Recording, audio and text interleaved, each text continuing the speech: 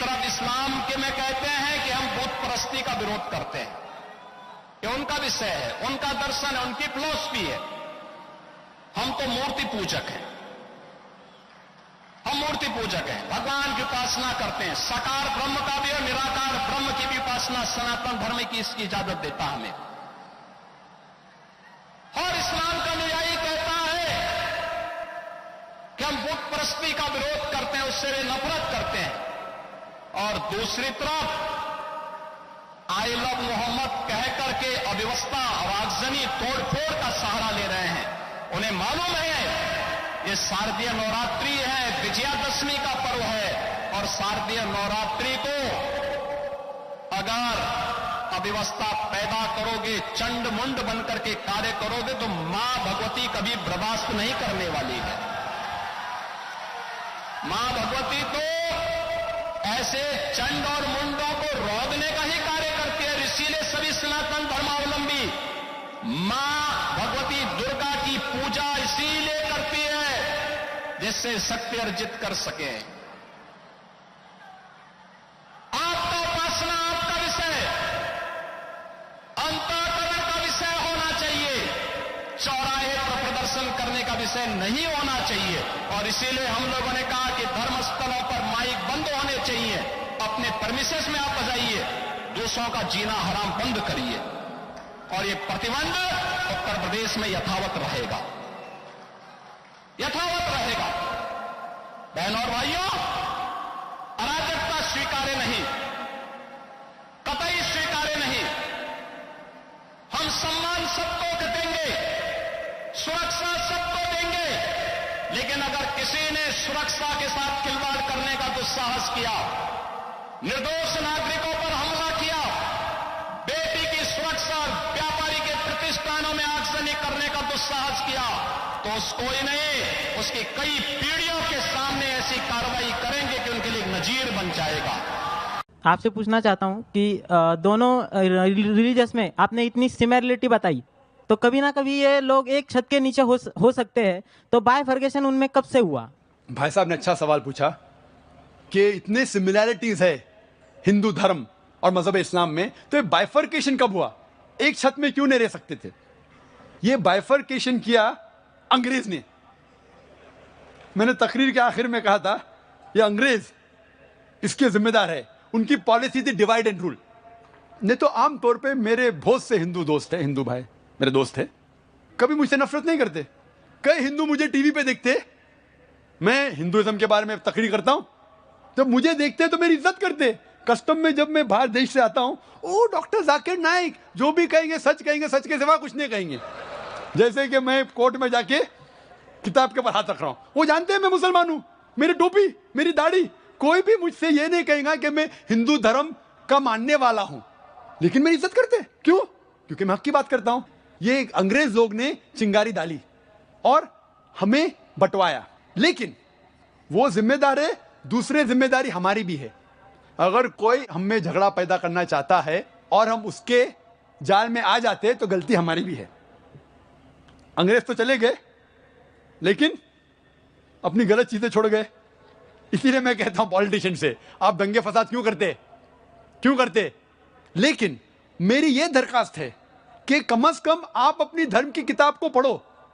इख्तिलाफ है, मैं ये कहूंगा कि हिंदू धर्म और मजहब इस्लाम में इख्तिलाफ नहीं है तो मैं सबसे बड़ा झूठा हूं. इंटरफेथ डायलॉग होते, सारे सर्वधर्म एक. वो हिंदू आके कहता है कि हिंदू भी सही, ईसाई भी सही, इस्लाम भी सही. ईसाई प्रीस्ट आके कहता है सारे धर्म एक है, हिंदू भी एक है, क्रिश्चियनिटी भी एक है, इस्लाम भी एक है. कोई मुस्लिम को पकड़ते बकरे को स्टेज पे लेके आते, वो मुस्लिम भी कहता है सारे धर्म एक है, हिंदू भी एक, क्रिश्चियनिटी भी एक और इस्लाम भी एक. मैं कहूंगा वो हिंदू पंडित से, क्या आप इस्लाम कबूल करेंगे? वो कहेगा नहीं. वो क्रिश्चियन से कहेगा क्या आप हिंदू बनेंगे? वो कहेगा नहीं. मैं कहूंगा मुसलमान से क्रिश्चियन बनेंगे? वो कहेगा नहीं. मैं ये कहता हूं इख्तिलाफ तो है, कम से कम वो चीज जो यकसा है सारे धर्मों में, उसके ऊपर कम से कम हम अमल करें. मेरी एक दरखास्त है, कम से कम आप इतना मान लो कि दुनिया में कम से कम एक किताब खुदा की है और 100% सही है. हिंदू बोलेगा मुझे एतराज नहीं, वो हिंदू कहेगा मुझसे मुझे एतराज नहीं, वेदा पूरी सही किताब है. वो क्रिश्चियन कहेगा मुझे एतराज नहीं बाइबल को मानने में, बाइबल खुदा की किताब है 100% सही. مسلم آ کے کہے گا قرآن صحیح ہے, کسی کو اعتراض نہیں, میں کسی کو چوٹ نہیں پہنچا رہا ہوں. پھر میں کہتا ہوں کہ جو یہ تینوں کتابوں میں یکساں ہے, بائبل میں, وید میں, قرآن میں, کم از کم اس کے اوپر تو عمل کرو. بائبل میں بھی لکھا ہوا ہے, وید میں بھی, قرآن میں بھی خدا ایک ہے, نہ خدا کا لڑکا ہے, نہ خدا کا والد ہے, نہ جنا ہے, نہ کسی کو جنتا ہے. بت پرستی حرام ہے, بائبل میں بھی لکھا ہے, وید میں بھی لکھا ہے, قرآن میں بھی لکھا ہے. پیغمبر آنے والے, بائبل میں لکھا ہے, قرآن میں, وید میں. محمد صلی اللہ علیہ وسلم آنے والے, وہ بھی لکھا ہے, محمد صلی اللہ علیہ وسلم کے اوپر عمل کرو, وہ بھی لکھا ہے. تو جو چیز اختلاف کے اس کو چھوڑ دو, کم از کم جو چیز یکساں ہے اس کے اوپر تو عمل کرو. تو میں جھوٹ موٹ کا یہ نہیں بول رہا ہوں کہ سارے دھرم ایک ہے. میں تقابل مذاہب کا طالب علم ہوں. اگر میں ایسا کہوں گا تو سب سے بڑا جھوٹ کہہ رہا ہوں. میں یہ کہتا ہوں کہ آپ کے کتاب کا مطالعہ کرو, کم از کم جو چیز یکساں ہے اس کے اوپر عمل کرو. جو ڈفرینسز ہے, اختلاف ہے, اس کو بعد میں دیکھیں گے. تعالوا الی کلمۃ سواء بینا بینکم, آؤ ہم اس بات کی طرف جو آپ اور ہم میں یکساں ہے. سب سے پہلی بات, اللہ نعبد الا اللہ, ہم عبادت کریں صرف اللہ کی اور کسی کی نہیں, صرف خدا کی. تو میں یہ کہہ رہا ہوں کہ یکسانیت ہے, اس کو ہم جانیں, اس کے اوپر عمل کریں. اور اگر آپ وید پڑھیں گے, وید میں لکھا ہوا ہے ایک آنے والا ہے پیغمبر, اس کا نام ہے نرشنسا, وہ قورما ہے. ایک کل کے اوتار آنے والا ہے, وہ آپ کو سیدھے راستے پہ لے کے جائیں گے. کل کے اوتار محمد صلی اللہ علیہ وسلم, اس پہ نازل ہوئی قرآن. تو میں کہہ رہا ہوں کہ وید کی کم از کم تحقیق کرو, ہندو دھرم کی کتاب کی تحقیق کرو, اور پھر ہم مل جل کے ایک چھت میں رہ سکتے اور ہمارے دیش کو آگے بڑھا سکتے. Hindu is a geographical definition. Then is it okay to call Muslim as a Hindu? Rather, I would like to ask you whether a Muslim would like to be called as a Hindu. بہن نے اچھا سوال پوچھا ہے کہ ہندو ایک geographical definition ہے, تو کیا میں پسند کروں گا اپنے آپ کو ہندو بولنا؟ کیا مسلمان اپنے آپ کو ہندو بول سکتے؟ جیسے میں نے کہا, ہندو کے دو ڈیفینیشن ہیں. جغرافیکل وائز بے شک میں ہندو ہوں کیونکہ میں بھارت دیش میں رہتا ہوں. جغرافیکل ہندو کے معنی وہ شخص جو ندی سندھو یا ندی اندس کے پاس رہتا ہے, اور میں اس دیش میں رہتا ہوں, اور میں گرو سے کہہ سکتا ہوں کہ میں انڈین ہوں. I am proud to be an Indian. اگر میں اس کا ترجمہ کرتا ہوں تو جغرافیکلی میں ہندو ہوں, لیکن ریلیجیسلی اگر آپ مجھ سے پوچھتے ہیں کیا میں ہندو ہوں, کیا میں ہندو دھرم کی کتابوں میں مانتا ہوں, ساری چیزوں پہ عمل کرتا ہوں, تو میں دھارمک طور سے ہندو نہیں ہوں. کیونکہ میں مطالعہ کر چکا ہوں, اس میں کئی چیزیں صحیح بھی, کئی غلط بھی ہے, کئی ٹکراؤ ہے, تو اس کو میں قبول نہیں کر سکتا. تو جغرافیکلی میں ہندو ہوں, دھارمک طور سے میں ہندو نہیں ہوں. جغرافیکلی میں ہندو ہوں, اور ساتھ ساتھ مذہبی میں مسلم ہوں, کیونکہ میں ساری خواہشات, ساری رضا میری اللہ کے حوالے کر چکا ہوں, اسے کہتے ہیں مسلم. So I am a Muslim religiously.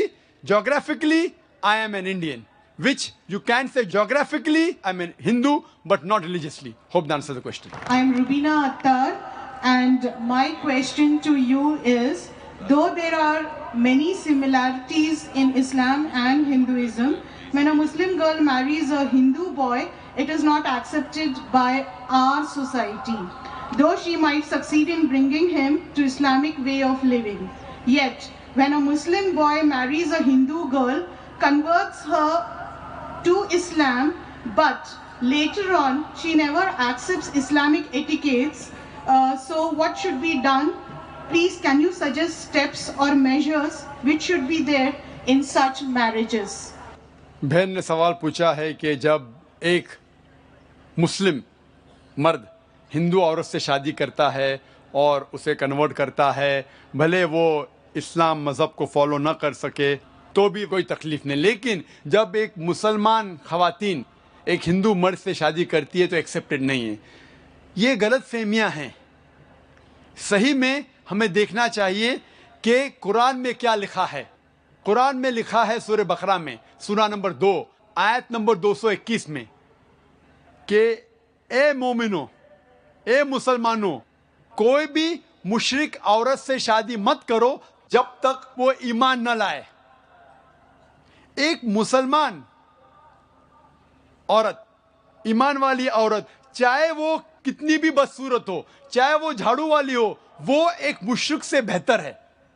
اگر آپ کو کوئی مشرک یا مومنہ سے شادی کرنا ہے تو قرآن میں لکھا ہے کہ مومنہ سے کیجئے, مسلم عورت سے کیجئے.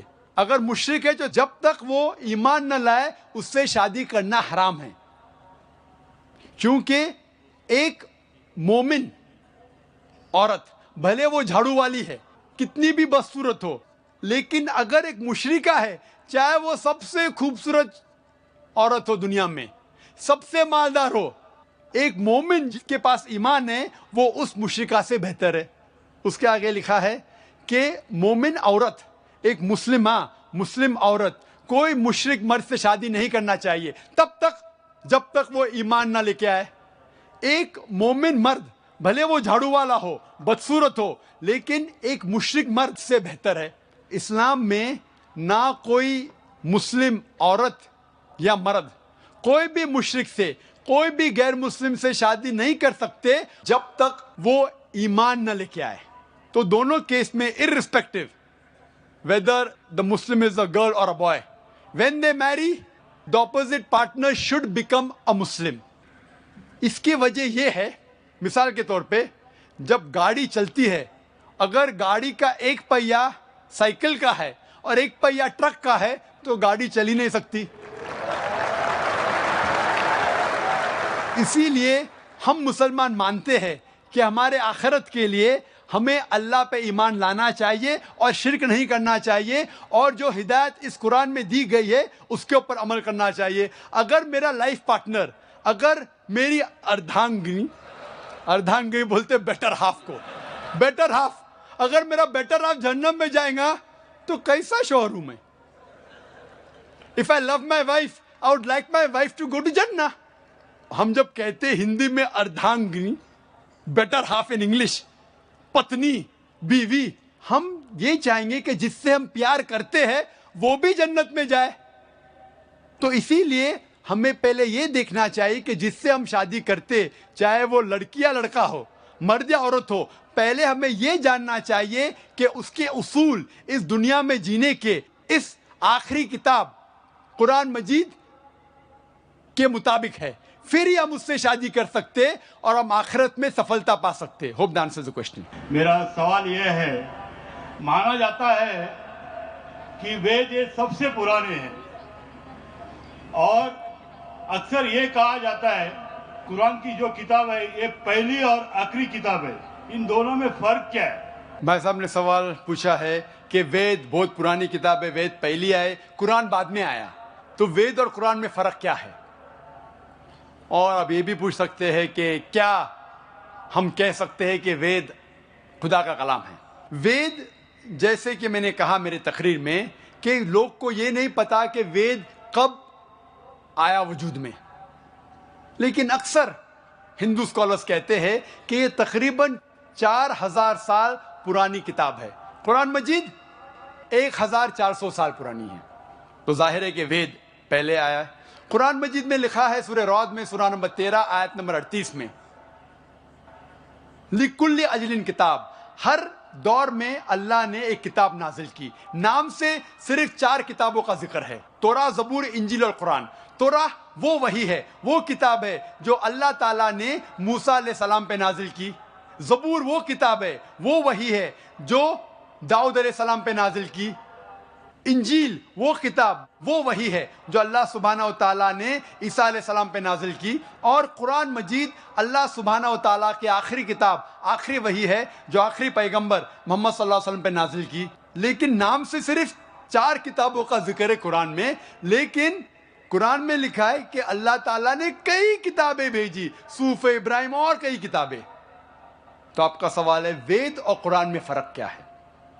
جتنے بھی کتابیں قرآن مجید کے پہلے آئے وہ صرف اپنے لوگوں کے لیے آئے تھے, اور وہ سارا پیغام جو کتاب میں لکھا ہے اس کتاب میں وہ محدود تھا صرف ایک وقت کے لیے. مثال کے طور پہ انجیل نازل کیا اللہ نے عیسیٰ علیہ السلام پر, صرف تھا بنی اسرائیل کے لیے, سارے انسانیت کے لیے نہیں تھا. لیکن کیونکہ قرآن مجید آخری کتاب ہے اللہ کی, وہ صرف مسلمانوں یا عربوں کے لیے نہیں, سارے انسانیت کے لیے ہے. پہلا نقطہ یہ جاننا چاہیے کہ وید کا ذکر قرآن میں نہیں ہیں لفظ سے.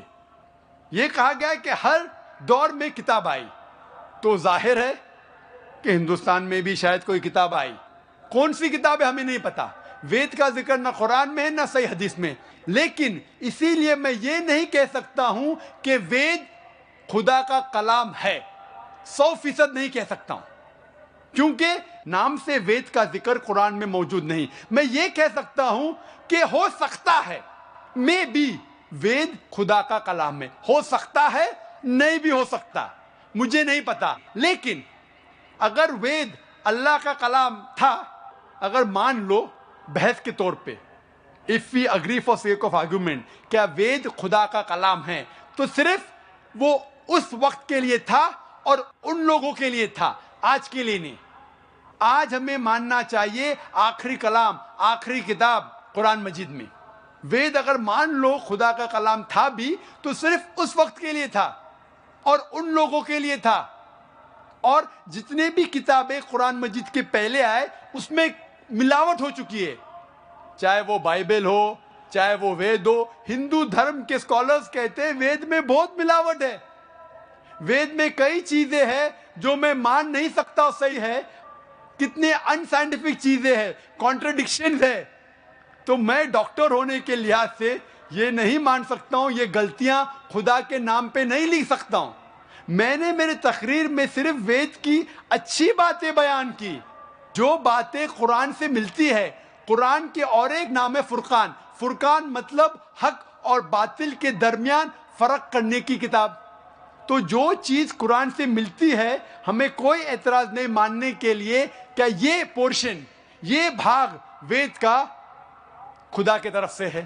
لیکن پوری کتاب, جتنے بھی کتابیں قرآن کے پہلے آئے, دور کے وجہ سے, سال گزرنے کے وجہ سے ان میں ملاوٹ آ چکی ہے. لیکن قرآن میں اللہ تعالیٰ فرماتے سورہ ہجر میں, سورہ نمبر 15 آیت نمبر 9 میں, ہم نے قرآن نازل کیا اور ہم قرآن کی حفاظت کریں گے. اسی لیے وید اگر خدا کی کتاب تھی اس وقت کے لیے تھی, ان لوگ کے لیے تھی. آج ہمیں ماننا چاہیے آخری کتاب قرآن مجید, چاہے آپ سعودی میں جی رہے ہیں یا امریکہ میں یا ہندوستان میں یا پاکستان میں, آپ کو ماننا چاہیے آخری کتاب اللہ کی, خدا کی قرآن.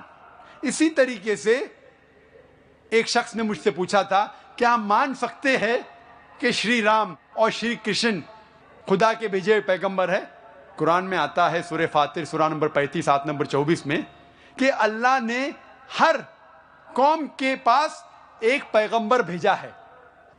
نام سے صرف 25 پیغمبروں کا ذکر ہے قرآن میں, صرف 25.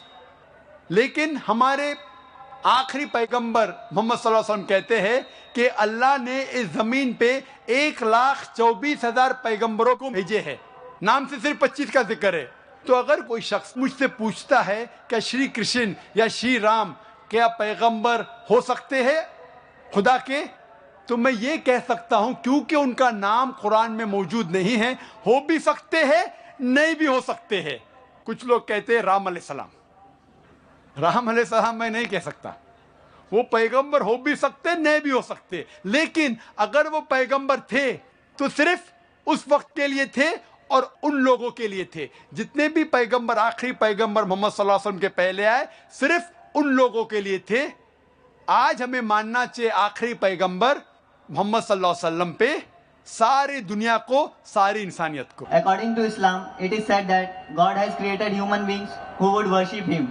But what is the reason behind creating human beings even though He had so many worshippers in the form of angels? ہمارے ہندو بھائی نے بہت اچھا سوال پوچھا ہے. اس نے کہا کہ خدا نے انسان کو بنایا ہے تاکہ وہ خدا کی عبادت کر سکے. ایسا ہی کہا گیا ہے قرآن میں بھی, سورہ دھریات میں سورہ نمبر 51 آیت نمبر 56 میں, وَمَا خَلَقْتُ الْجِنَّ وَالْإِنسَ إِلَّا لِيَعْبُدُونَ. اللہ تعالیٰ فرماتے کہ ہم نے جن اور انسانوں کو بنایا ہے صرف اللہ کی عبادت کے لیے. تو سوال ہے ہندو بھائی کا, بہت اچھا سوال ہے کہ اللہ تعالیٰ کو عبادت کی ضرورت کیا ہے؟ اتنے چیز ہے, فرشتے ہیں, تو انسان اللہ کی عبادت کیوں کرے؟ کیا اللہ کو ضرورت ہے؟ بہت اچھا سوال ہے, بہت اہم سوال ہے. مثال کے طور پہ ہم کہتے ہیں اللہ اکبر, اللہ بڑا ہے, اللہ مہان ہے. ہم اللہ مہان بولنے سے اللہ مہان نہیں ہو جاتا ہے. ہم بولے یا نہ بولے اللہ مہان ہے, اللہ اکبر ہے. ہم چاہے بولے یا نہ بولے اللہ کو فرق نہیں پڑتا. اگر ہم نہیں کہیں گے اللہ اکبر تو کیا اللہ نیچے ہو جائیں گا, اللہ کم ہو جائیں گا؟ نہیں. کیوں ہم کہتے ہیں کہ اللہ مہان ہے؟ اللہ تعالیٰ فرماتے ہیں سورہ فاطر سورہ نمبر 35 آیت نمبر 15 میں لکھا ہے کہ اللہ doesn't require the creation but we require him. اللہ سبحانہ و تعالیٰ کو ہماری ضرورت نہیں ہے لیکن ہم کو اللہ کی ضرورت ہے. ہم اللہ سبحانہ و تعالیٰ کی تعریف کرتے ہیں, عبادت کرتے ہیں ہمارے فائدے کے لیے. مثال کے طور پہ جب بھی ہم کسی کی تعریف کرتے ہیں ہم اس کی بات مانتے ہیں. مثال کے طور پہ اگر آپ کی والدہ کو ہارٹ اٹیک ہوتا ہے اور آپ جانتے ہیں کہ ایک ہارٹ اسپیشلسٹ جو دنیا میں سب سے بہتر ہے وہ آپ کے پاس آتا ہے یا موجود ہے, اور ایک کویک ہے, ایک اجنبی انسان, اگر وہ اجنبی انسان آپ سے کچھ کہے گا کہ آپ کے والدہ کو بچانے کے لیے یہ چیز کرو, اور ایک مشہور ہارٹ اسپیشلسٹ جو آپ بھی جانتے ہیں اگر وہ کہیں گا کہ آپ کے والدہ کو بچانے کے لیے یہ کرو, آپ کس کی بات مانیں گے؟ آپ مانیں گے ہارٹ اسپیشلسٹ کی بات. کس کی بات؟ Heart specialist. کیوں؟ وہ ہارٹ اسپیشلسٹ مشہور ہارٹ اسپیشلسٹ ہے.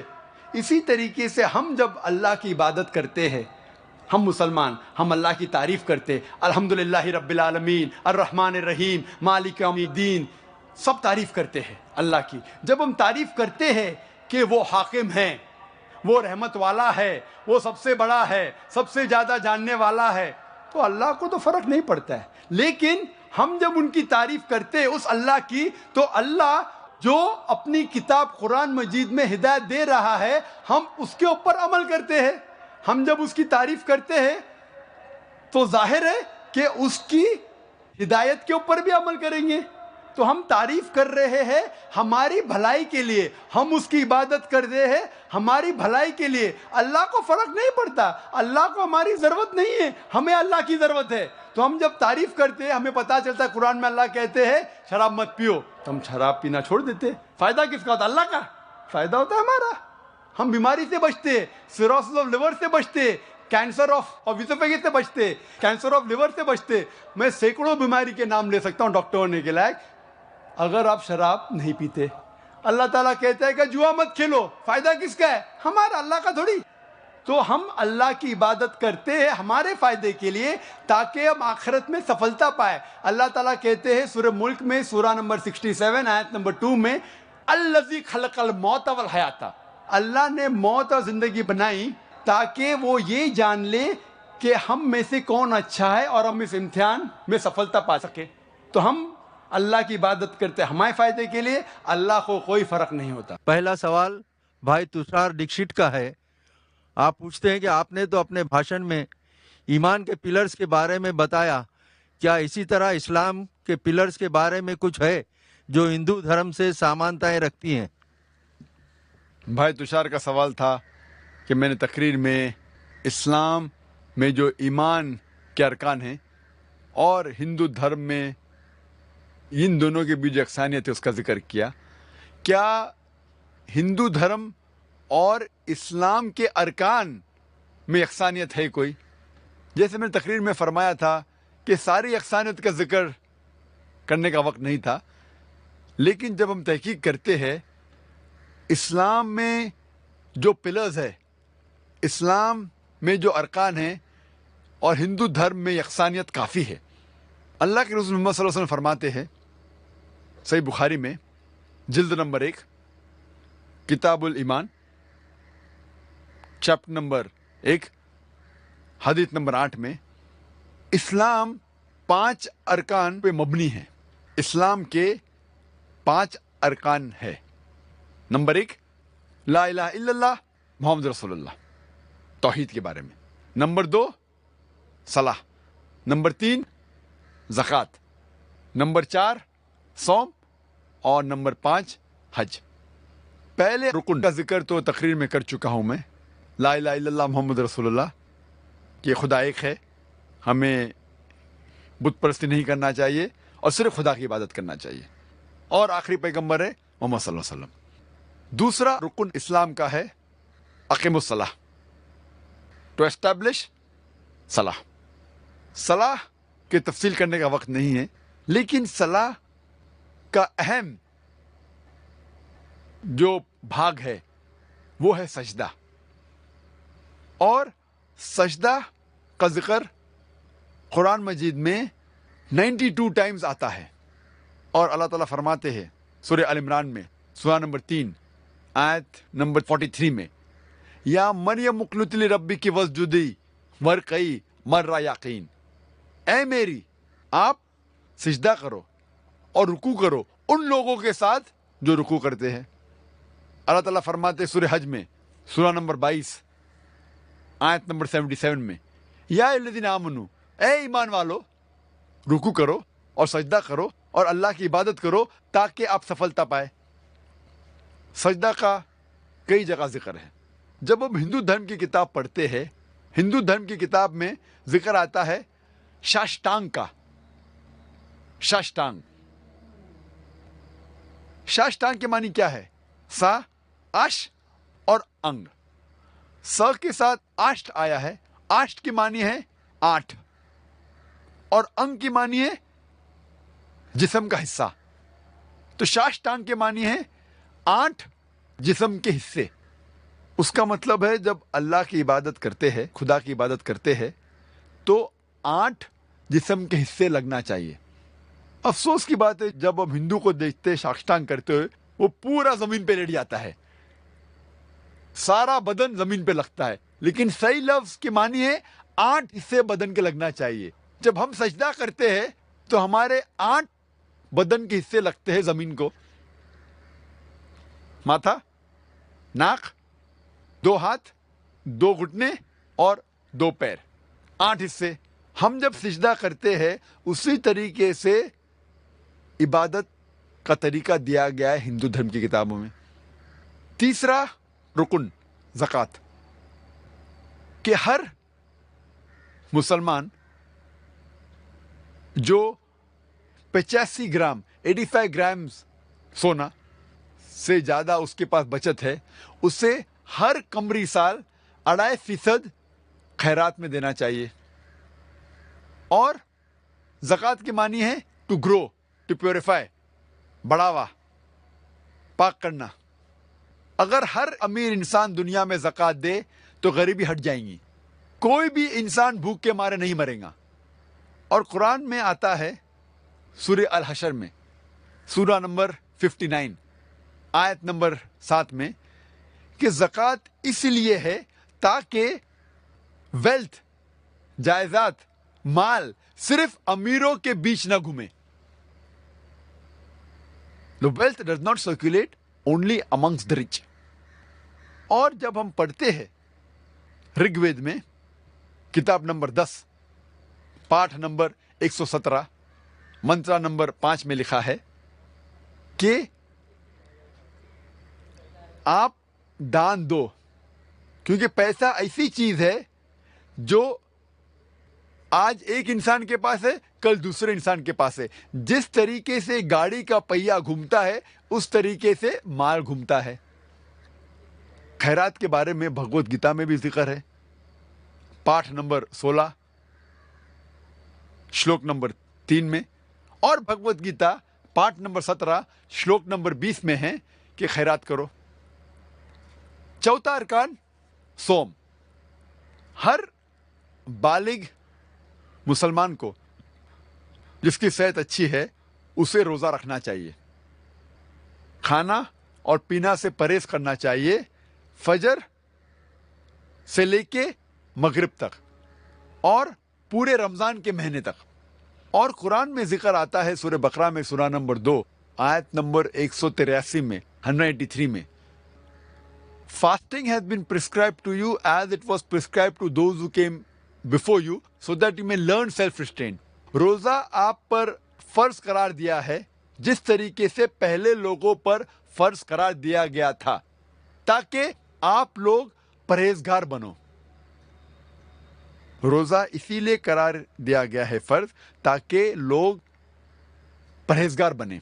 آج کے سائیکولوجسٹ کہتے ہیں کہ if you can control your hunger, you can control almost all your desire. اگر آپ بھوک پہ قابو پا سکتے ہیں تو آپ اپنے سارے خواہشوں پر قابو پا سکتے ہیں. روزے رکھنے کے کئی فائدے ہیں. اگر آپ صحیح طریقے سے روزہ رکھیں جس طریقے سے اسلام میں ذکر آتا ہے پورے مہینے تک، ایک قمری مہینے تک، تو سائنس آج کہتی ہے آپ کا انٹسٹینل ایبزارپشن بڑھتا ہے، آپ کا کولیسٹرول لیول کم ہوتا ہے، اور روزے میں، رمضان کے مہینے میں، کئی غلط عادتیں آپ کے دور ہو جاتی ہے. اگر آپ سگریٹ پینا چھوڑ سکتے ہیں فجر سے لے کے مغرب تک، پھر انشاءاللہ پیدائش سے موت تک کے اب سگریٹ پینے کی ضرورت نہیں آپ کو.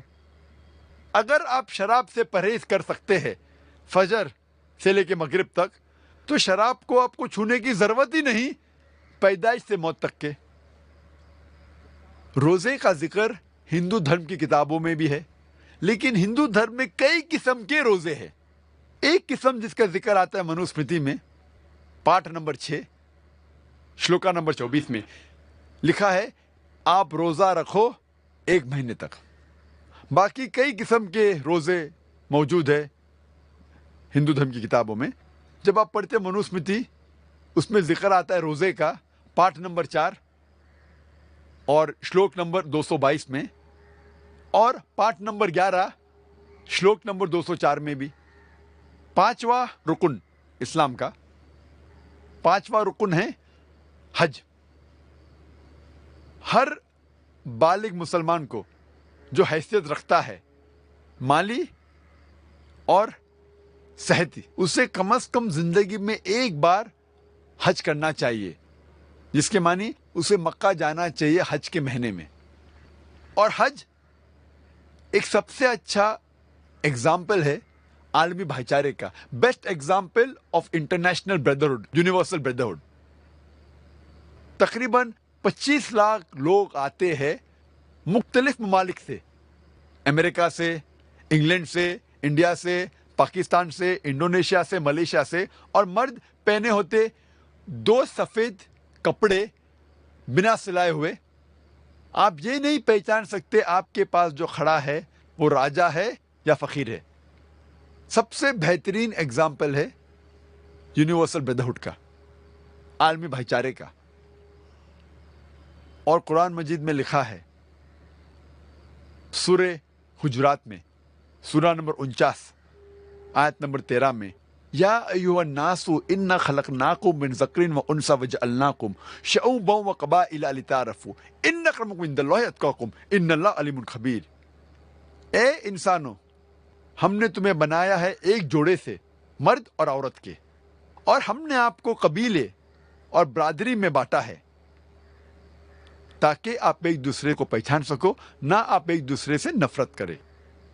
اور آپ میں سے سب سے اچھا انسان وہ ہے جو تقوی رکھتا ہے. اللہ تعالیٰ کے نزدیک ایک انسان دوسرے انسان سے اونچا نہیں ہوتا ہے جات پات کی بنیاد پہ، مال کی بنیاد پہ، عمر کی بنیاد پر، جنس کی بنیاد پر، چاہے وہ امیر ہو یا غریب ہو، راجا یا فقیر، سفید یا کالا، پیلا یا گھیواں. اللہ تعالیٰ کے نزدیک ایک انسان دوسرے انسان سے اونچا ہو سکتا ہے صرف تقوی کی بنیاد پہ، صرف نیکی کی بنیاد پہ. اور ہندو دھرم کی کتابوں میں بھی کئی طرح کے تیرتھ ہے، پلگرمیج ہے، تیرتھ یاترا ہے. ایک ذکر ہے رگ وید میں، کتاب نمبر 3 پاٹھ نمبر 29 میں، منترا نمبر 4 میں، جس میں لکھا ہے کہ الیس پد پہ جاؤ جو نبھا پرتھوی میں ہے. الیس پد کے معنی سنسکرت میں ہے، الے مطلب خدا، سپد مطلب جگہ، خدا کی جگہ. اور جب ڈکشنری میں دیکھیں گے لکھا ہے الیس پد مطلب ایک تیرتھ یاترا کی جگہ، خدا کی جگہ. اور لکھا ہے یہ جگہ، یہ الیس پد ہے نبھا پرتھوی میں. نبھا پرتھوی کی معنی سینٹر آف دی ارتھ، زمین کے بیچ، اس پرتھوی کے بیچ. اور ہم جانتے ہیں مکہ पृथ्वी के बीच में, मक्का is in the centre of the world. और ये इलेस पद जो खुदा की जगह का जिक्र है, हमें पता लगता है ये मक्का के बारे में कह रहे हैं। और जब आगे पढ़ते हैं ऋग्वेद किताब नंबर 3 में पाठ नंबर 29 मंत्रा नंबर 11 में, हमें यकीन होता है कि ये मक्का है। क्यों? इसमें जिक्र आता है नरशंसा का, जो मैं तकरीर में कहा नरशंसा, वो आदमी जो प्रशंसा के लायक है, तारीफ के लायक है, जिसके मानी मोहम्मद सल्लल्लाहु अलैहि वसल्लम। तो जब इलेस पद आया, नबा पृथ्वी आए, मोहम्मद सल्लल्लाहु अलैहि वसल्लम आए, तो कोई शक नहीं बाकी रहता है कि ये जगह जिसका जिक्र है वेद में वो है मक्का के बारे में। ये मुख्तसरन सा था इस्लाम के अरकान और हिंदू धर्म के बीच में यकसानियत। हमारे हिंदू धर्म के पंडित आचार्य ये जानते हैं कि वेद और हिंदू धार्मिक किताबों में मूर्ति पूजा मना है, लेकिन हम शुरू में इतने मजबूत नहीं रहते, इसलिए हमारे जहन को कंसंट्रेट करने के लिए मूर्ति की ज़रूरत पड़ती है। जब जहन मैच्योर हो जाए तब मूर्ति की ज़रूरत नहीं। भाई ने सवाल पूछा था कि हम जानते हैं हिंदू धार्मिक किताबों में लिखा है कि मूर्ति पूजा हराम है, मना है, लेकिन क्योंकि कंसंट्रेशन के लिए पहले पहले हम मूर्ति का सहारा लेते हैं, बाद में जब हम मैच्योर हो जाते तो ज़रूरत नहीं। अगर मान लो जो आप कह रहे सही है कि पहले पहले इनिशियल स्टेज में आपको ज़रूरत है मूर्ति की इबादत करने के लिए, बाद में जब मैच्योर हो जाएंगे तो ज़रूरत नहीं, तो मैं ये कहना चाहता हूँ कि हम मुसलमान ऑलरेडी मैच्योर हो चुके हैं, हमको मूर्ति की ज़रूरत नहीं इबादत करने के लिए।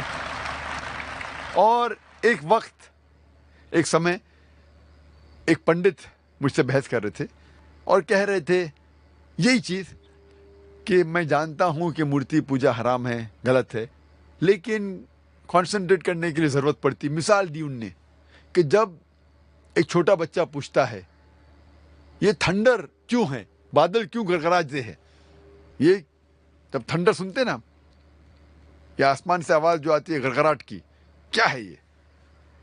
तो पंडित कहने लगा हम कहते हैं बच्चे से, क्योंकि वो नहीं समझ पाता है, कि आय माँ चक्की पीसती है। आसमान में आई माँ, नानी चक्की पीस रही है, क्योंकि बच्चा है, क्या समझेगा। तो मैंने उससे कहा कि आप तो ये जवाब दे सकते हैं, लेकिन मैं ये जवाब नहीं दे सकता हूँ, क्योंकि मैं अगर मेरे बेटे से कहूँगा कि ये ठंडर जो है ठंडर है इसीलिए क्योंकि आई माँ चक्की पीसती है, और जब वो स्कूल में जाएगा और चंद साल बाद ये सीखेगा कि thundering is due to sudden expansion of the rapidly heated air, उसके वजह से ये थंडर है, तो वो सोचने लगेगा कि टीचर गलत बोल रही है। जब उसे पता लगेगा टीचर सही बोल रही है, फिर बोलेगा मेरा पिता झूठ बोल रहे थे। इस्लाम में झूठ बोलने की जरूरत ही नहीं, हक पूछने के लिए झूठ की जरूरत नहीं। हमें साफ साफ कहना चाहिए, हमें कहना चाहिए अच्छे अंदाज में क्यों ठंडर होता है। जब गलत जवाब देंगे तो कल पकड़े जाएंगे और फिर सही नहीं होगा। हमें अच्छे अंदाज में समझाना चाहिए हमारे बेटे को। अगर हमें नहीं पता क्यों है तो बोलिए हमें नहीं पता, लेकिन आज के बच्चे पूछेंगे अब्बा आपको क्यों नहीं पता, वो हमें मजबूर करते हैं तहकीक करने पे। तो इस्लाम में सफ़ेद झूठ भी जायज़ नहीं है। और पंडित कहने लगा कि इनिशियल स्टेज में जब बच्चा फर्स्ट स्टैंडर्ड में होता है तो उस टाइम हम उन्हें इबादत के लिए आइडल का सहारा लेने के लिए कहते हैं, मूर्ति का सहारा। जब वो ग्रेजुएट बनता है उस टाइम उसे ज़रूरत नहीं पड़ती मूर्ति की।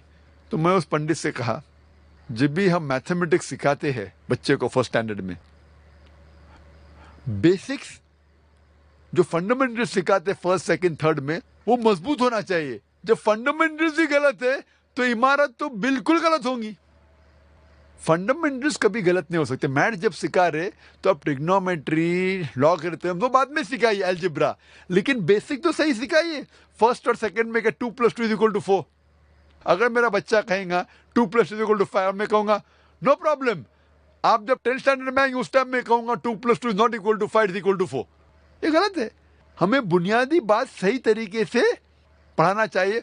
और वेद में बुनियादी बात है कि ईश्वर खुदा का कोई भी प्रतिमा नहीं है, कोई भी आइडल नहीं है, कोई भी इमेज नहीं है।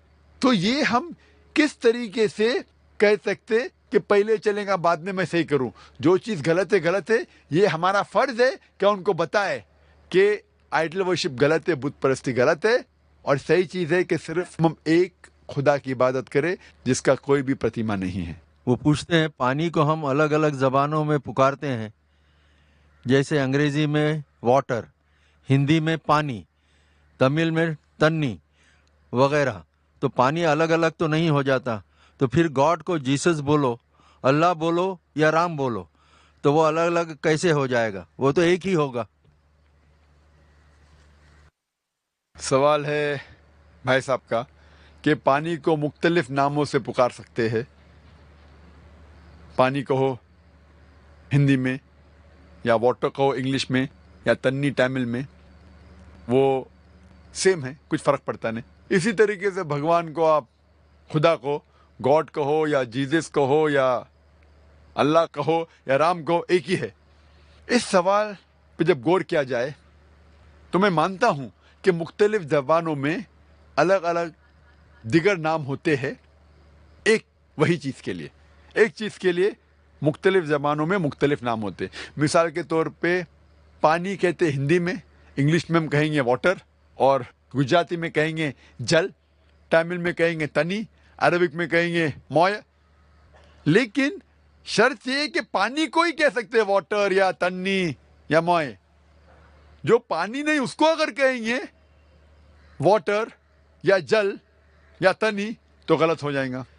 مثال کے طور پہ ایک میرا دوست مجھ سے کہتا ہے کہ میں ڈاکٹر نے کہا کہ روز صبح میں 1 گلاس پانی پیو, لیکن جب میں پانی پیتا ہوں, کوشش کرتا ہوں, تو الٹی آتی ہے.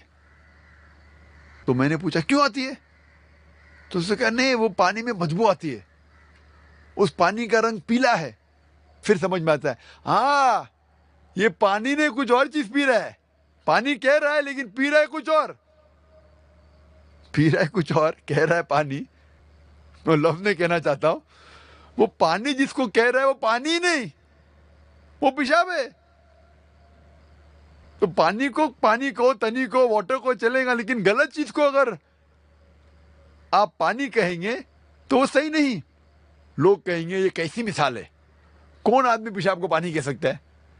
میں جانتا ہوں کہ عام کوئی بھی انٹیلیجنٹ آدمی, جو بھی آدمی کو بدھی ہے, وہ کبھی بھی غلط فہمی میں پیشاب کو پانی نہیں کہے گا. اسی طریقے سے وید میں, قرآن میں صاف طریقے سے لکھا ہے کہ ایشور کی مورتی نہیں ہے, ایشور کی پتیما نہیں ہے, بت پرستی مت کرو. پھر بھی ہم جانتے ہیں کہ سینکڑوں, ہزاروں, کروڑوں لوگ مورتی پوجا کرتے. انٹیلیجنٹ ہے, ڈاکٹرز, انجینئر ہے, پھر بھی کرتے.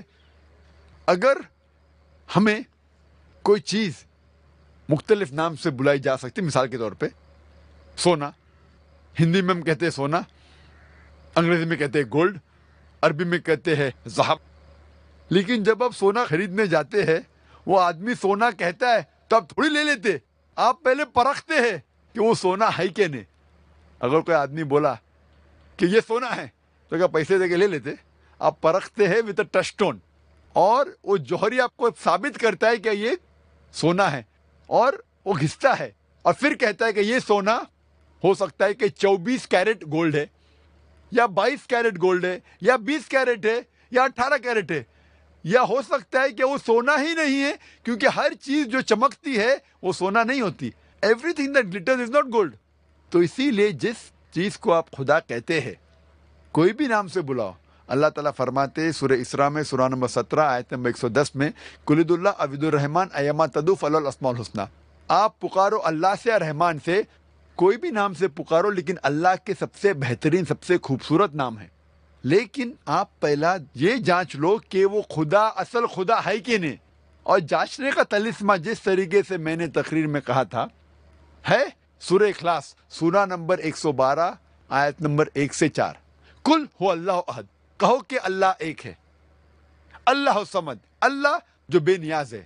لم یلد ولم یولد, نہ وہ کسی کو جنتا ہے نہ کسی سے جنا ہے. ولم یکن لہ کفوا احد, اس کے جیسا کوئی نہیں ہے. یہ ہے 4 آیتوں کا ڈیفینیشن پرکھنے کے لیے کہ جس کو آپ خدا کہہ رہے ہیں وہ صحیح میں اصل میں خدا ہے کہ نہیں. جو بھی شخص کو آپ خدا مانتے ہیں اسے ٹیسٹ کیجئے, اس کا امتحان لیجئے سورہ اخلاص کی بنیاد پر. اگر جس کی آپ پوجا کرتے ہیں وہ سورہ اخلاص کے بتائے ہوئے 4 آیتوں کے بنیاد پہ سفلتا پاتا ہے تو وہ صحیح خدا ہے, ورنہ غلط ہے. پرکاش کلکرنی کا ہے.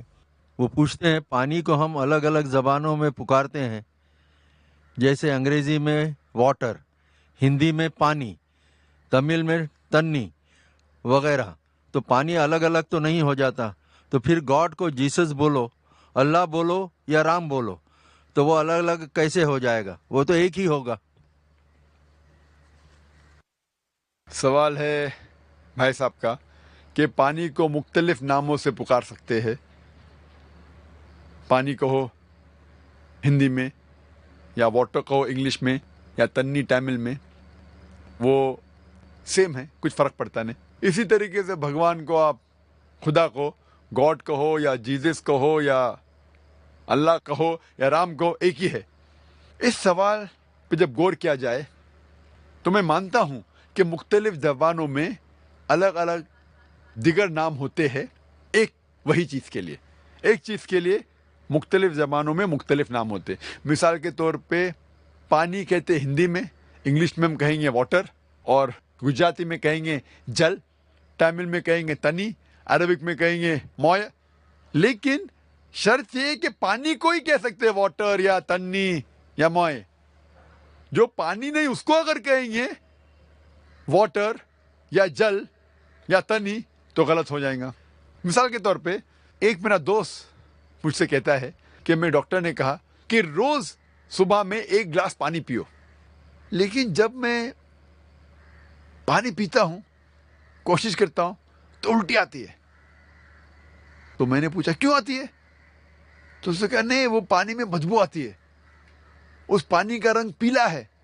پھر سمجھ میں آتا ہے ہاں یہ پانی نے کچھ اور چیز پی رہا ہے.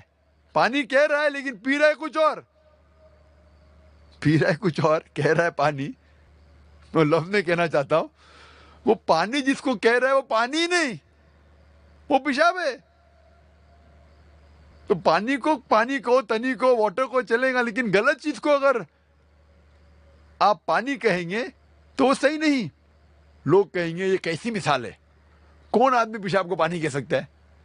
میں جانتا ہوں کہ عام کوئی بھی انٹیلیجنٹ آدمی, جو بھی آدمی کو بدھی ہے, وہ کبھی بھی غلط فہمی میں پیشاب کو پانی نہیں کہیں گا. اسی طریقے سے وید میں, قرآن میں صاف طریقے سے لکھا ہے کہ ایشور کی مورتی نہیں ہے, ایشور کی پتیما نہیں ہے, بت پرستی مت کرو. پھر بھی ہم جانتے ہیں کہ سینکڑوں, ہزاروں, کروڑوں لوگ مورتی پوجا کرتے. انٹیلیجنٹ ہے, ڈاکٹرز ہیں, انجینئر ہیں, پھر بھی کرتے. اگر ہمیں کوئی چیز مختلف نام سے بلائی جا سکتی, مثال کے طور پہ سونا, ہندی میں ہم کہتے ہیں سونا, انگریزی میں کہتے ہیں گولڈ, عربی میں کہتے ہیں ذہب.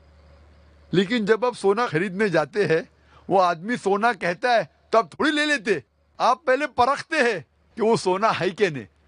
اگر کوئی آدمی بولا کہ یہ سونا ہے تو کیا پیسے دے کے لے لیتے؟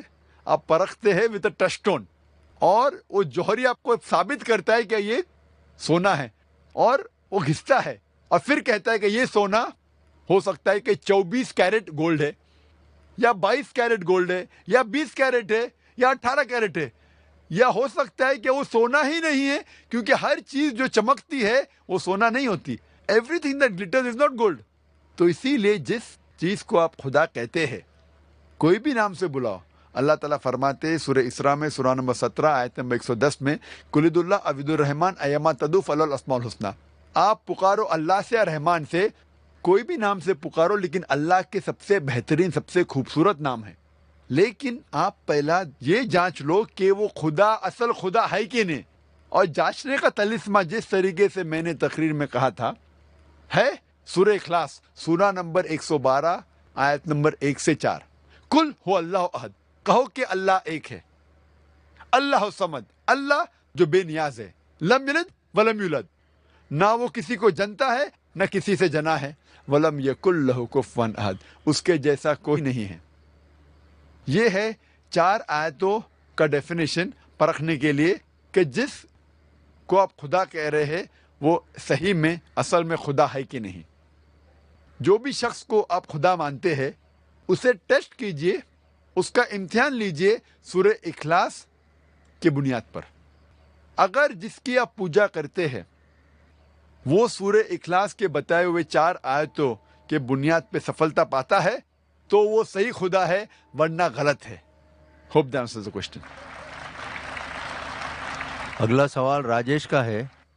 وہ پوچھتے ہیں اگر اسلام کے معنی امن ہیں تو کیوں جہاد یعنی قتل و غارت گری کا قرآن میں حکم ہے جبکہ ہندو دھرم میں امن کی بات کہی گئی ہے؟ بھائی صاحب نے کہا کہ قرآن میں کیوں قتل کے بارے میں کہا گیا ہے جب اسلام مذہب امن کا اور ہندوازم میں امن کے بارے میں کہا گیا ہے. اکثر ہندو پوچھتے ہیں کہ قرآن میں جہاد کے بارے میں کیوں لکھا گیا ہے, کیوں قتل کے بارے میں لکھا گیا ہے. بہت سے لوگوں غیر مسلم اور مسلم کو غلط فہمی ہے یہ لفظ جہاد کے بارے میں. جہاد آتا ہے لفظ جہادہ سے جس کے معنی ہے جد و جہد کرنا. لوگوں کو غلط فہمی ہے کہ کوئی بھی جنگ, کوئی بھی مسلمان اگر کوئی بھی جنگ لڑ رہا ہے چاہے خود کے فائدے کے لیے ہو, چاہے اپنے نام کے لیے ہو, چاہے مال کے لیے, اسے کہتے ہیں جہاد. جہاد کے معنی یہ نہیں کہ کوئی بھی مسلمان کوئی بھی جنگ لڑ رہا ہے چاہے خود کے فائدے کے لیے ہو, خود کے نام کے لیے ہو, خود کے مال کے لیے ہو. جہاد آتا ہے لفظ جہادہ سے جس کے معنی ہے جد و جہد, ٹو اسٹرائیو, ٹو اسٹرگل. اور اسلام میں جہاد کی معنی ہے to strive against one own evil inclination, جد و جہد کرنا اپنے خود کے نفس کے خلاف, برائی کے خلاف. جہاد کے معنی یہ بھی ہوتی ہے کہ جد و جہد کرنا معاشرے کو سدھارنے کے لیے. جہاد کے معنی یہ بھی ہوتی ہے کہ جنگ کے میدان میں اپنے آپ کو بچانے کے لیے جد و جہد کرنا. جہاد اسے بھی کہتے ہیں کہ جنگ کرنا ظلم کے خلاف, اسے بھی کہتے ہیں جہاد. لیکن جہاد کے معنی ہے جد و جہد. لوگوں کو غلط فہمی ہے اور غلط ترجمہ کرتے جہاد کا انگریزی میں ایز ہولی وار. ہولی وار کو عربی میں کہیں گے حرب مقدسہ, اور یہ عربی لفظ حرب مقدسہ قرآن مجید یا حدیث میں کہیں بھی نہیں آ پائیں گے. یہ لفظ ہولی وار سب سے پہلے استعمال کیا گیا تھا کروسیڈرز کے لیے, جب انگریز اپنا دین, اپنا مذہب پھیلا رہے تھے تلوار کے بل پر اور ہزاروں لوگ کا قتل کیا. اس ٹائم کہتے تھے ہولی وار. آج کی تاریخ میں یہ لفظ استعمال ہو رہا ہے مسلمان کے لیے جو بالکل غلط ہے. اور جب ہم پڑھتے ہیں دیگر مذاہب کی کتابوں کے بارے میں, لوگ غلط حوالہ دیتے ہیں قرآن مجید کا اور لوگوں کو غلط فہمی میں ڈال دیتے. کئی کرٹکس انکلوڈنگ ارون شوری اس بھارت کے ہے, انہوں نے بھی کتاب لکھی ورلڈ آف فتواز, اور ایک آیت کو ہمیشہ کوٹ کرتے سورہ توبہ سورہ نمبر 9 آیت نمبر 5, اور وہ کہتے ہیں کافی کرٹکس ارون شوری بھی کہ قرآن میں لکھا ہوا ہے سورہ توبہ سورہ نمبر 9 آیت نمبر 5 میں کہ جہاں بھی آپ کافر کو پائیں گے ان کا قتل کرو. اور ان کا کہنا ہے بریکٹس میں وہ کہتے ایز دو ہندو لوگ, جہاں بھی آپ کافر کو پائیں گے, جہاں بھی ہندو کو پائیں گے آپ قتل کرو. قرآن میں لکھا ہے. جب آپ قرآن شریف کھولتے ہیں اور پڑھتے ہیں سورہ توبہ سورہ نمبر 9 آیت نمبر 5, اس میں لکھا ہوا ہے جہاں بھی آپ کافر کو پائیں گے ان کا قتل کرو, لکھا ہے. لیکن وہ آؤٹ آف کانٹیکسٹ ہے. کانٹیکسٹ کے لیے ہمیں جانا چاہیے ورس نمبر 1 آن ورڈ سے. سورہ توبہ سورہ نمبر 9 میں آیت نمبر 1 سے ہم پڑھتے, اس میں پتہ لگتا ہے کیا ایک معاہدہ تھا, ایک پیس ٹریٹی تھی مسلمان اور مکہ کے مشرکوں کے بیچ, اور یہ پیس ٹریٹی ایک طرفہ مکہ کے مشرکوں نے توڑا تھا. اللہ تعالیٰ فرماتے ہیں آیت نمبر 5 میں اگر آپ اپنے آپ کو نہیں سدھاریں گے 4 مہینے میں تو اعلان جنگ. اور جنگ کی حالت میں اللہ تعالیٰ فرماتے ہیں مسلمانوں سے جب آپ کے دشمن آئیں گے, جو لوگ حق کو جھٹلاتے ہیں, کافر لوگ آئیں گے تو آپ ڈرو مت, ان سے لڑو, ان کا قتل کرو. یہ آیت میدان جنگ کے بارے میں ہے. آج کی تاریخ میں کوئی بھی آرمی جنرل اپنے سپاہی کی ہمت افزائی کے لیے کہیں گا کہ لڑو, دشمن کا قتل کرو. وہ نہیں کہیں گا کہ بھاگ جاؤ, وہ یہ نہیں کہیں گا کہ جھگڑا مت کرو, قتل مت کرو اور مر جاؤ. یہ ہے out of context. In context میں اللہ تعالیٰ مسلمانوں سے کہہ رہے میدان جنگ میں کہ ڈرو مت, جھگڑا کرو. اور ارون شوری اپنی کتاب ورلڈ آف فتوا میں آیت نمبر 5 سے جم مارتا ہے آیت نمبر 7 پر. کیوں؟ آیت نمبر 6 میں اس کے بیماری کا جواب ہے. آیت نمبر 6 میں اللہ تعالیٰ فرماتے اس کے بعد, لیکن اگر کافر, اگر مشرک امن چاہتا ہے اسے دے دو. امن چاہتا ہے تو اسے اللہ کا کلام سننے دو اور حفاظت کے ساتھ ایک محفوظ جگہ تک پہنچاؤ. اللہ تعالیٰ یہ نہیں کہتے کہ اسے جانے دو, لیکن اگر وہ کافر امن چاہتا ہے تو اس کو حفاظت کے ساتھ ایک محفوظ جگہ پر لے جاؤ. آج کی تاریخ میں سب سے دیالو آرمی جنرل یہ کہیں گا کہ دشمن کو جانے دو. کوئی بھی یہ نہیں کہے گا دشمن کو حفاظت کے ساتھ محفوظ جگہ پر چھوڑاؤ. لیکن قرآن مجید میں لکھا ہے جب بھی آیت آتی ہے قرآن مجید میں قتل کے بارے میں یا اس ٹائپ کے جہاد کے بارے میں, قتال کے بارے میں, فوراً اگلی آیت میں اکثر آتا ہے امن سب سے بہتر ہے. سورہ انفال میں پڑھو, سورہ نمبر 8 آیت نمبر 60 میں لکھا ہے کہ تیار ہو جاؤ, کافر کے خلاف جھگڑا کرو. اس کے بعد آتا ہے اگر امن چاہتے ہو بہتر ہے. تو یہ کرٹکس آؤٹ آف کانٹیکسٹ کوٹ کرتے اور لوگ کو بہکاتے ہیں. میرا طریقہ ہے جس طریقے سے قرآن مجید میں اللہ تعالیٰ فرماتے تعالوا الی کلمۃ سواء بین بینکم, آؤ ہم اس بات کی طرف جو آپ اور ہم میں یکساں ہے. میں ہندوؤں سے کہتا ہوں کہ آپ جب مہابھارت پڑھیں گے, مہابھارت میں کئی منترز ہے جھگڑنے کے بارے میں, لڑنے کے بارے میں, قتال کے بارے میں, قتل کے بارے میں. اور اگر ہم تحقیق کریں گے تو قرآن سے کئی گنا زیادہ مہابھارت میں ہے قتل کے بارے میں. تو ہندو مجھ سے کہتا ہے لیکن ذاکر صاحب قتل کے بارے میں یہ جو شلوکاز ہے, منترز ہے مہابھارت میں, وہ حق اور باطل کے درمیان ہے. قرآن میں بھی وہ ہے. تو ہندو بھائی مجھ سے کہتا ہے تو مجھے قرآن سے کوئی اعتراض نہیں, کیونکہ وہ مہابھارت کے بارے میں جانتا ہے. تو حوالہ دیتے تو قرآن بھی قبول کرتا ہے. ایسے جنگ سے مجھے کوئی شکایت نہیں. اور جب بھگوت گیتا پڑھتے ہیں, بھگوت گیتا ایک نصیحت ہے شری کرشن دے رہے ارجن کو. ارجن کہتا ہے بھگوت گیتا میں پاٹھ نمبر 1 شلوکا نمبر 43 to 46 میں, ارجن اپنے سارے ہتھیار زمین پہ رکھ دیتا ہے اور کہتا ہے میں نہتا مرنا پسند کروں گا بنسبت میرے رشتہ دار سے جھگڑا کرنا, لڑنا. ہم جانتے ہیں مہابھارت ایک لڑائی کے بارے میں ہے کورو اور پانڈو کے بیچ, اور جنگ کے میدان میں ارجن اپنے ہتھیار رکھ دیتا ہے اور کہتا ہے میں نہتا مرنا پسند کروں گا بنسبت اپنے رشتہ داروں سے جھگڑا کروں, لڑوں. فوراً بعد بھگوت گیتا پاٹ نمبر 2 شلوک نمبر 2 اور 3 میں شری کرشن کہتے ہیں اے ارجن, ایسے غلط خیالات کیسے آئے تجھ میں, اس سے سورگ سے دور جائیں گے, نرک میں جائیں گے. How could such impure thought come in your mind? It will take you away from the planet of heaven. How could you be so important? اور آگے پڑھتے ہیں تو لکھا ہے بھگوت گیتا پارٹ نمبر 2 میں منترا نمبر شلوک نمبر 31, 32, 33 میں شری کرشن کہتے ہیں ارجن سے شتریہ کا دھرم ہے کہ وہ لڑے, اور کامیاب ہے بلیسڈ 2 شتریہ, وہ لوگ کے اوپر اچھائی آئے, وہ شتریہ جس کو جھگڑنے کا موقع ملتا ہے, لڑنے کا موقع ملتا ہے. اگر شتریہ نہیں لڑے گا تو وہ گناہ کر رہا ہے, اگر لڑے گا تو جنت میں جائیں گا. اور بہت سے کرٹکس آف اسلام جو اسلام کے بارے میں اسلام کے خلاف کتاب لکھتے ہیں, وہ ایک حدیث پیش کرتے ہیں محمد صلی اللہ علیہ وسلم کی جو صحیح بخاری میں سے ہے, جلد نمبر 4 کتاب الجہاد پارٹ نمبر 2 حدیث نمبر 46, جس میں محمد صلی اللہ علیہ وسلم فرماتے اگر مجاہد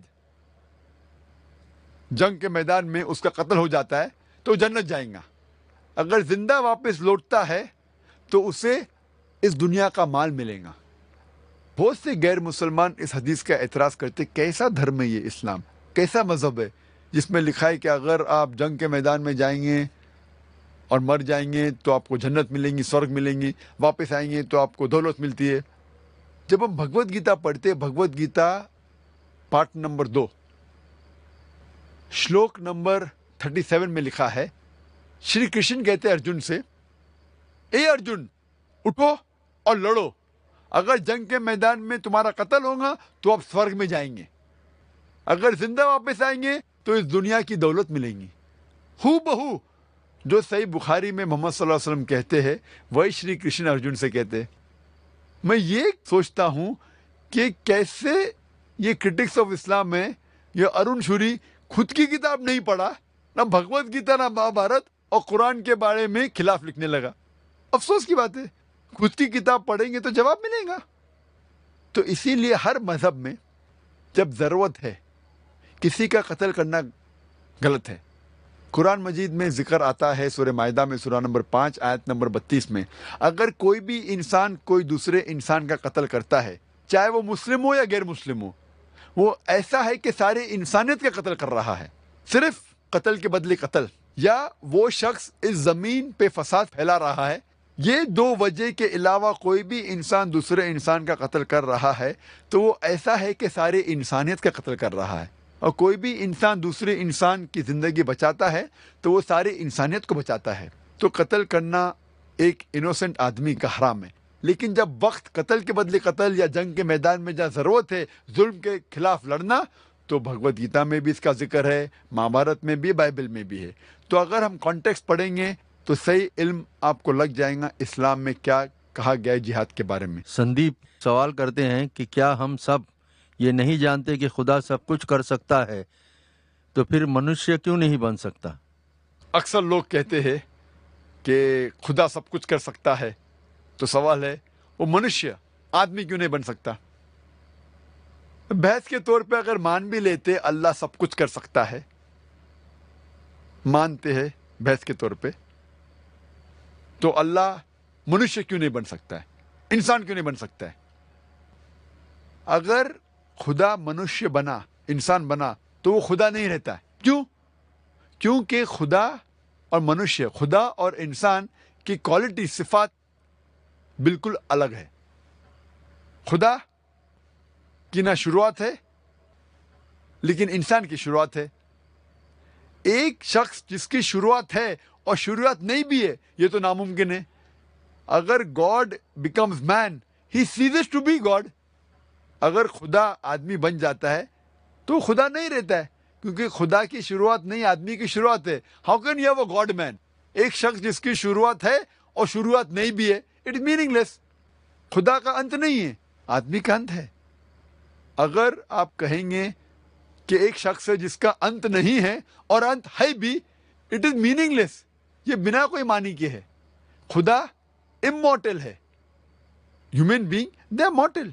how can you have a person who is मॉर्टल and immortal at the same time? It doesn't make sense. खुदा को खाने की जरूरत नहीं है, इंसान को खाने की जरूरत है। अल्लाह ताला फरमाते हैं कुरान शरीफ में सूरह अनाम में सूरह नंबर 6 आयत नंबर 14 में, खुदा को खाने की जरूरत नहीं लेकिन दूसरों को खिलाता है। अल्लाह does not require to be fed but he feeds everyone else. इंसान को नींद की जरूरत है, आराम की जरूरत है, खुदा को आराम की जरूरत नहीं, नींद की जरूरत नहीं। अल्लाह ताला फरमाते हैं सूरह बकरा में सूरह नंबर 2 आयतल कुर्सी में आयत नंबर 255 में, अल्लाह सुब्हानहू व तआला बेनियाज है, ना ही उन्हें नींद की जरूरत ना ही उन्हें आराम की जरूरत। वो मालिक है सारी दुनिया का, सारे आसमान का, सारे आसमान और दुनिया का खालिक है। तो दोनों मुख्तलिफ है, बोथ आर डिफरेंट। मान भी लेते हैं कि खुदा इंसान बना तो खुदा रहता ही नहीं, और जब खुदा नहीं रहा तो इंसान को पूछने की क्या जरूरत?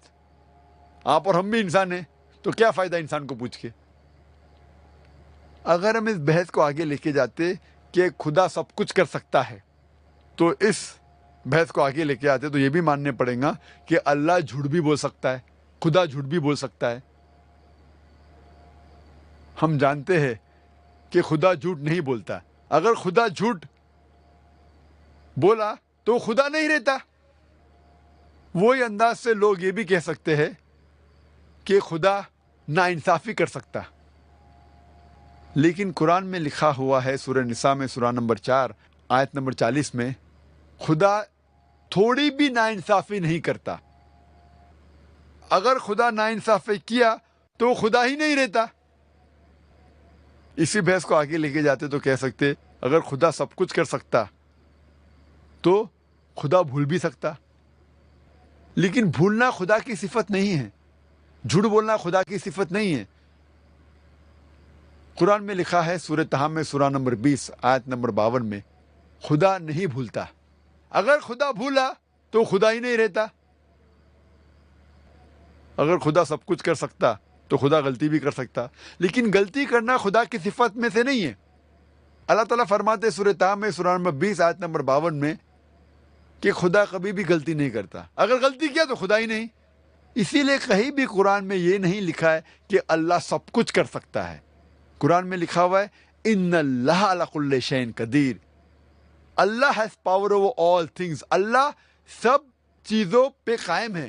اللہ has power over all things, he has power over all things, طاقت ہے سب چیزوں پہ، اور اس کا ذکر کئی جگہ قرآن میں ہے۔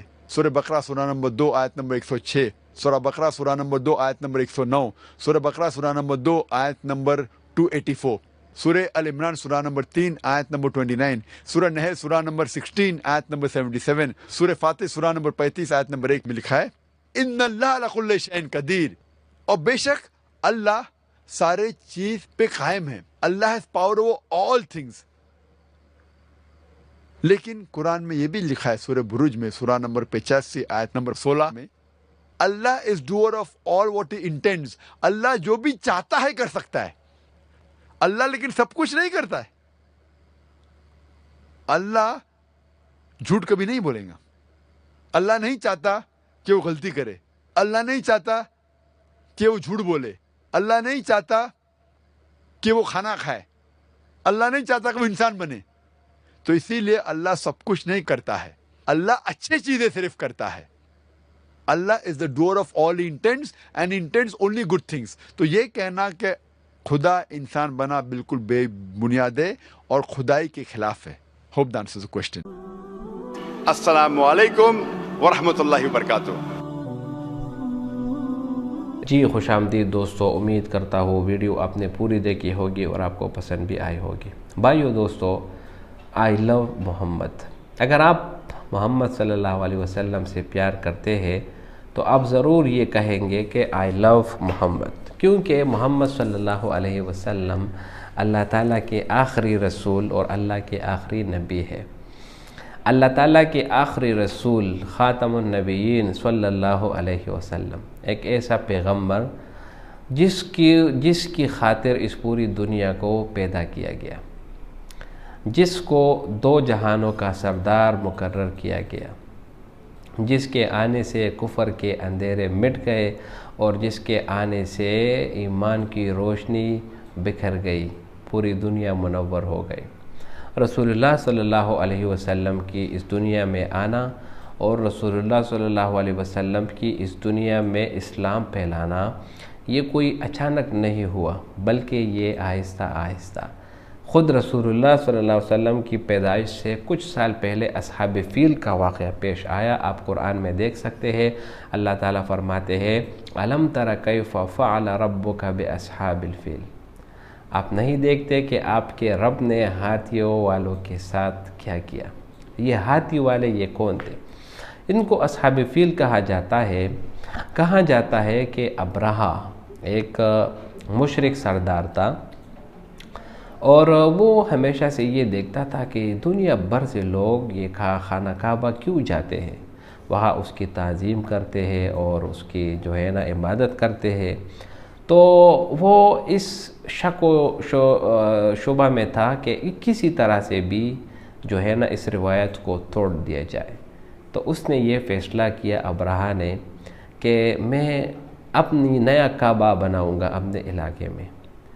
تو اس ابرہہ نے ایک نیا خانہ کعبہ بنایا جس کو خانہ کعبہ کا نام دیا گیا، اور لوگوں سے کہا کہ آپ نے سعودی عرب کی طرف جانا نہیں، کعبہ کی طرف جانا نہیں، بلکہ یہاں پر آپ نے طواف کرنا ہے، جو چیز وہاں کرنی ہے وہ آپ نے یہاں کرنا ہے۔ اس پر مکے والے بہت زیادہ غصے ہوئے، کیونکہ یہ خانہ کعبہ مکے والوں نے بھی نہیں بنایا، بلکہ زمین اور آسمان کی پیدائش سے پہلے بھی یہ خانہ کعبہ موجود تھا۔ یہاں فرشتے طواف کرتے تھے، جس کو بیت المعمور 7ویں آسمان پر جو دفتر ہے اس کے نیچے سے جو ہے نا یہ بنا ہے۔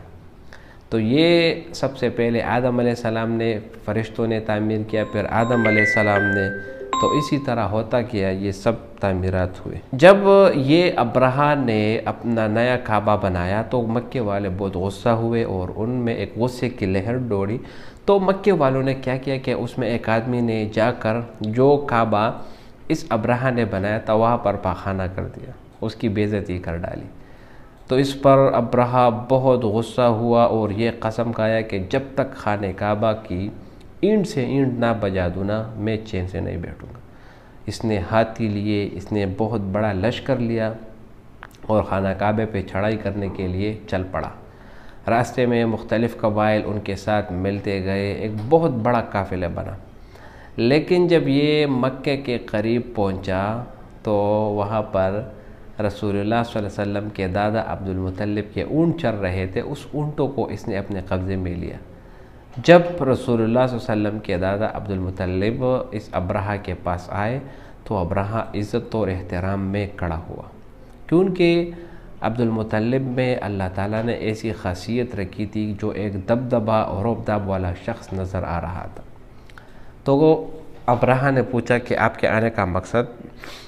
تو عبد المطلب نے بتایا کہ میں اپنے اونٹ مانگنے آیا ہوں جو آپ نے لیے ہیں۔ تو اس پر ابرہہ بڑا حیران ہوا اور وہ پوچھا کہ اس وقت اگر آپ مجھے کہتے کہ اس خانہ کعبے پر حملہ نہ کرو تب بھی میں رک جاتا، میں تو آپ کی بڑا عزت و احترام کرنے لگا، لیکن آپ نے یہاں پر اپنے اونٹ کا مطالبہ کیا۔ تو اس وقت عبد المطلب نے بہت زبردست جواب دیا کہ اونٹوں کا مالک میں ہوں، لہٰذا اس کو میرے حوالے کر دو۔ خانہ کعبے کا مالک وہ موجود ہے اور وہ خود ہی اپنے کعبے کا حفاظت کرے گا۔ تو یہ بات یہاں پر ختم ہو گئی۔ ابو عبد المطلب چلے گئے۔ عبد المطلب کو معلوم تھا کہ یہ اللہ کا گھر ہے، اللہ اس کی حفاظت کرے گا، لہذا عبد المطلب نے اپنے تمام ساتھیوں کو لے کر مکے سے نکل گئے۔ اب جب یہ ابرہہ خانہ کعبہ کو گرانے والا تھا اس وقت اللہ تعالیٰ نے آسمان سے کچھ پرندے بھیجے اور ان کے چونچ اور ان کے جو پاؤں میں ان میں 2-3 کنکریاں ہوتی تھی اور ایک ایک کنکری سے جو ہے نا ابرہہ کا جو تمام لشکر تھا وہ ہلاک ہوا۔ وہ چڑیا پتھر اس ابرہہ کے لشکر پر پھینکتی تو وہ پتھر گولی کی مانند اس ابرہہ کے لشکر کے سے آر پار ہو جاتا، سب ختم ہو گئے۔ تو رسول اللہ صلی اللہ علیہ وسلم کے آنے سے پہلے جو واقعات ہوئے وہ بھی رسول اللہ صلی اللہ علیہ وسلم کے ساتھ ہی تعلق رکھتے ہیں۔ تو ایسا پیغمبر۔ تو اب انڈیا میں کچھ دنگے فساد شروع ہو گئے، جس طرح یہ یوگی آدتیہ ناتھ ایک بڑا حرامی سا بندہ ہے، منہ سے ہر وقت زہر نکالتا ہے۔ تو عید میلاد النبی آنے والی تھی، چونکہ عید میلاد النبی یہ تو بالکل ہمارے اسلام میں جائز ہے نہیں، نہ ہی کبھی ہوگا، کیونکہ نہ ہی کسی صحابی نے منایا، نہ ہی رسول اللہ صلی اللہ علیہ وسلم نے۔ یہاں تک کہ جو آج کل مسلمانوں میں ایک ٹرینڈ چل پڑا ہے ہیپی برتھ ڈے کے نام سے، برتھ ڈے اور یہ وغیرہ، تو یہ سب کچھ جو ہے نا یہ ایک مسلمان جو ہے نا ایک یہودی کی راستے پر چل پڑے ہیں۔ اب یہ کلی بدعت ہے کہ عید میلاد النبی رسول اللہ صلی اللہ علیہ وسلم نے کبھی نہیں منایا، نہ ہی صحابہ نے منایا، اور یہ کہتے ہیں کہ نہیں ہم منائیں گے۔ بھائی مناؤ، اسلام میں صرف 2 عیدیں ہیں، چھوٹی عید اور بڑی عید، جس کو عید الفطر اور عید الاضحیٰ کہتے ہیں۔ تو پھر کیوں یار یہ آپ نے عید میلاد النبی کا سلسلہ شروع کیا؟ تو اب انڈیا میں کچھ مسلمانوں نے عید میلاد النبی کے موقع پر جب آئی لو محمد لکھا تو وہاں پر ہندو بھرشٹاچار شروع ہو گئے۔ ہندوؤں نے یہ چیز شروع کی اور یہ بات بتائی کہ آپ جو ہے نا اس پوسٹر کو ہٹاؤ اور یہ کرو اور وہ کرو، احتجاج وغیرہ شروع کیے۔ تو یہ سب کچھ چیزیں جو ہے نا یہ ایسی تھی جو انہوں نے شروع کی، تو اسی وجہ سے جو ہے نا دنگے فساد شروع ہوئے۔ تو یہ بات ہمیشہ تاریخ گواہ ہے کہ ہندو انہوں نے کبھی بھی یونائٹڈ کے اوپر اکتفا نہیں کیا، ہمیشہ سے یہ اس کوشش میں رہے ہیں کہ کسی نہ کسی طرح مسلمانوں سے دنگے فساد کیے جائیں، اور یہی وجہ ہے کہ یہ ہمیشہ سے یہ دنگے فساد شروع کرتے آئے ہیں۔